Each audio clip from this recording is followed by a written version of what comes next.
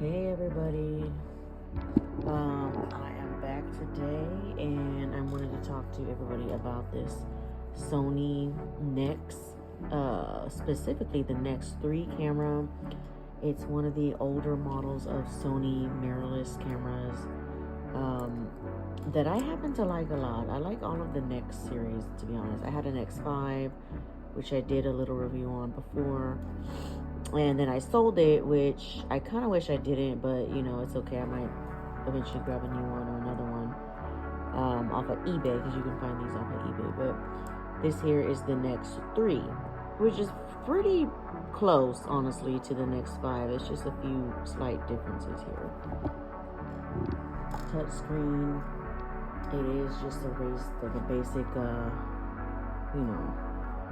dial camera here. It has your different modes in it. It's got, right now I believe I have it on aperture settings, so you can choose your aperture. It shows, just different displays of how you want to look at your aperture and everything. Your display here. Now if you want to change it, let's go back to the menu. So the menu here, you have your shoot mode, your camera mode, your image size, your brightness, color, your playback, and your setup. So your shoot modes here, we'll start it. It gives you your aperture, and it does kind of give you an explanation as to what each mode does. Program auto, your shutter priority. So like, let's say we have it on shutter priority. You notice how your numbers here start to go, your shutter speed basically. So you can change your white, or what is it called? I believe it's the exposure. I'm sorry, yeah. This right here is your exposure. So if you want to update that, you can just kind of make the dial here, and then you just hit this again to go back. So it's pretty nifty. And then you have your single shot, you have your bracket conch, and it kind of basically gives you an explanation as to what each thing does, which I actually really like that. You have a self timer, spray priority, you have your continuous burst, so that just like basically like, does that.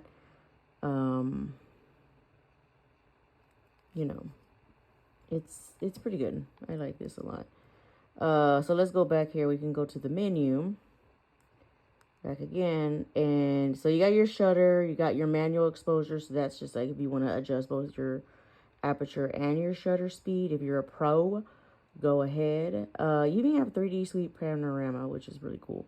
Then you have your sweep panorama. You have your anti-motion blur. Oops, I'm going over here. Picture effect. I like this a lot as well. You have your and again, always an explanation. Partial color, blue, green, red. I mean, so many different. You have a retro photo look. Creates the look of an age photo. So like, let's try one, huh?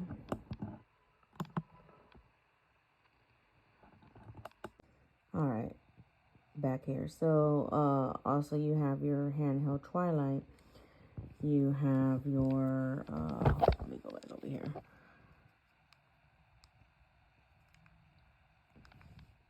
Battery's dying, of course, right? Battery's dying. All right, so you also have your, back to your shoot mode again. Also, we have this scene selection, which is really cool. You have your handheld twilight, your night view, night portrait, sunset, sports action, macro, landscapes, portrait, and that's it. So again, that was your scene selection. You also have your intelligent auto, which is something that I just pretty much use a lot, since I really am not like a professional. I mean, I dabble a little bit into it, but usually I'm still trying to experiment with like your aperture and your shutter speed. But if you just don't know and you just want the camera to do it for you, this would be your option right here. Is intelligent auto. A couple other features of this camera. Oh, well, actually, you know what? Let me go back here. So like, this is also just like your other modes of the camera that you want. a lot of this is grayed out because of the fact that it is on intelligent auto. So if you had some of this, you know, on your manual, a lot of this would probably be unhighlighted. So that way, or not shaded out, but, you know, it would be available to choose because you can actually just, you know, choose what options you want for the camera.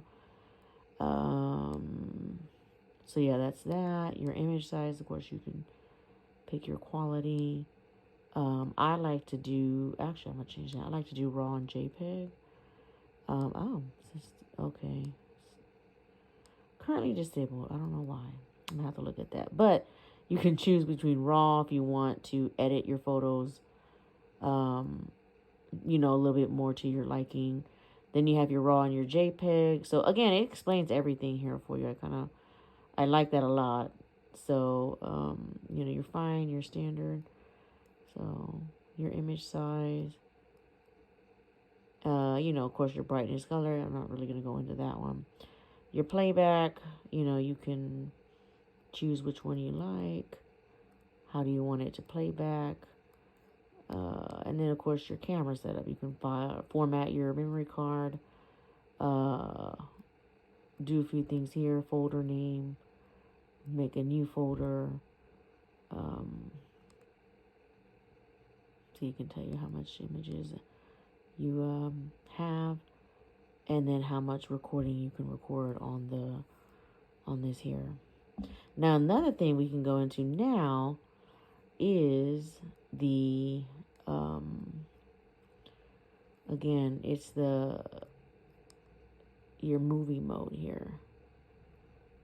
So, I don't know if it has that on here.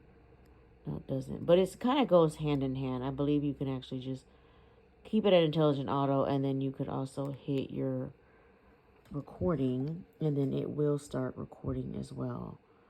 And you can change this here if you want. So if you want to change your 720 fine, you can change that. So you do have some recording as well. All right, so then I also want to look at the screen here. Not the screen, the lens here.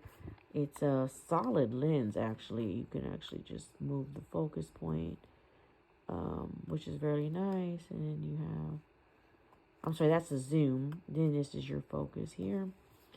And the lens itself is 18 through 55 millimeter.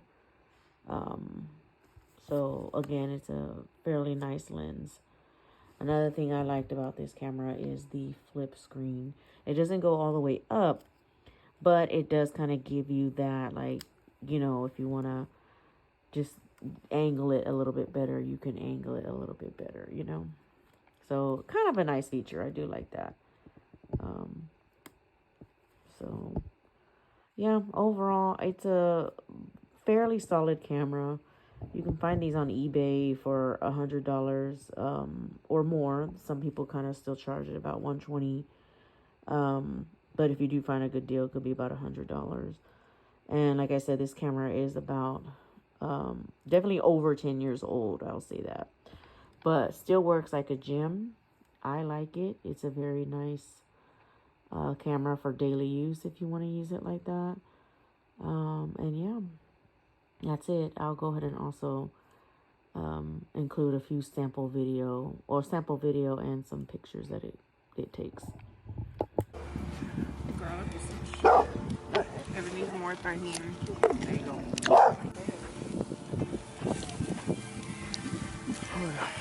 I was listening to this